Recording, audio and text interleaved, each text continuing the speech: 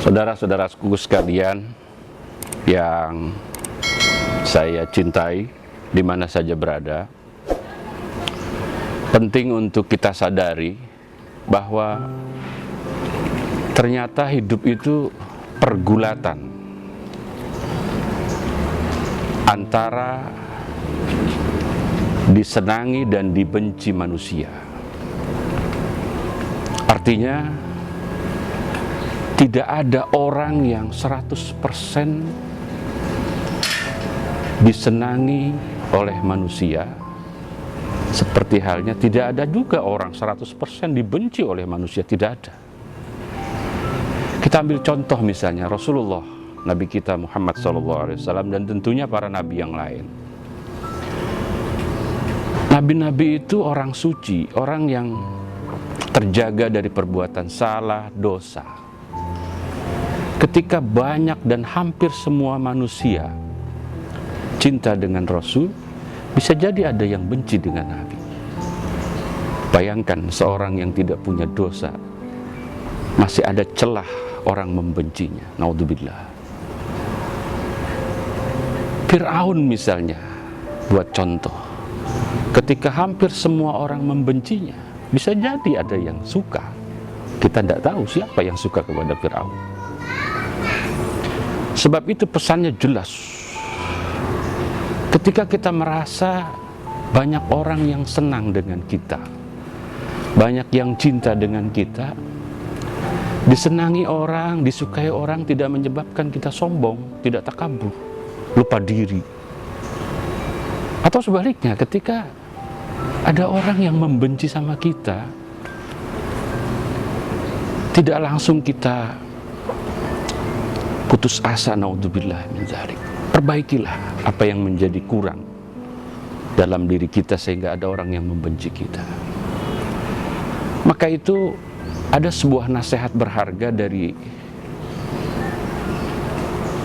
Imam Syafi'i ketika memotivasi muridnya yang mau belajar. Kata beliau, menasihati Syekh Rabi bin Sulaiman, "Wahai Rabi, mencari disenangi oleh banyak manusia, berusaha untuk bisa dicintai oleh semua manusia adalah pencapaian yang mustahil, sulit sekali tercapai.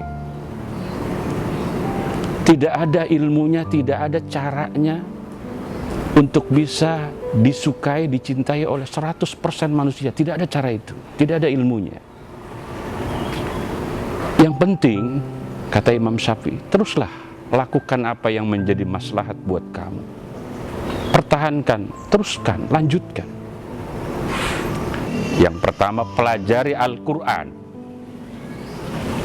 Ketika kamu menguasai Al-Quran, semuanya, cara membacanya dengan baik, menguasai maknanya, tafsirnya, bahkan kamu bisa mengamalkan kandungan yang ada di dalam Al-Quran, maka mulia derajat kamu dalam pandangan manusia. Yang kedua, pelajari juga ilmu hadis.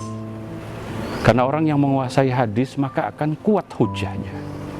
Yang ketiga, pelajari ilmu nahu, gramatika Arab. Maka kamu akan ditakuti banyak orang. Yang keempat, kuasai bahasa Arab, bahasa yang luar biasa, bahasa yang menjadi bahasa resmi di akhirat. Ketika kamu menguasai bahasa Arab dengan seluk-beluk di dalamnya termasuk sastranya, maka akan lembut watak kamu. Selanjutnya, kuasai juga ilmu hisab. Orang yang menguasai ilmu hisab maka akan akurat perhitungannya, pendapatnya. Yang terakhir, jangan lupa, pelajarilah ilmu syariat, ilmu fikih. Maka kamu akan tinggi derajatnya di sisi manusia. Tapi yang terpenting sesungguhnya dari semua itu, pelajarilah nafsu kamu, kuasailah nafsu kamu, taklukkan nafsu kamu. Jangan karena ilmu kamu yang banyak itu, kamu lupa bahwa kamu punya nafsu yang menggiring kamu bisa sombong dengan ilmu itu. Kuasailah nafsu kamu. Ketika orang tidak mampu menguasai nafsunya, lahirlah orang-orang sombong, orang-orang ria. Maka kesombongan, ria dan seterusnya akan tidak mendatangkan manfaat dari ilmu yang dia kuasai, sebanyak apapun ilmunya. Penutup, kata Imam Syafi'i, puncaknya adalah pengendali itu semua adalah bagaimana kita memiliki rasa takut kepada Allah Subhanahu wa Ta'ala. Ini pesan yang luar biasa, bagaimana carilah kemuliaan Allah Subhanahu wa Ta'ala.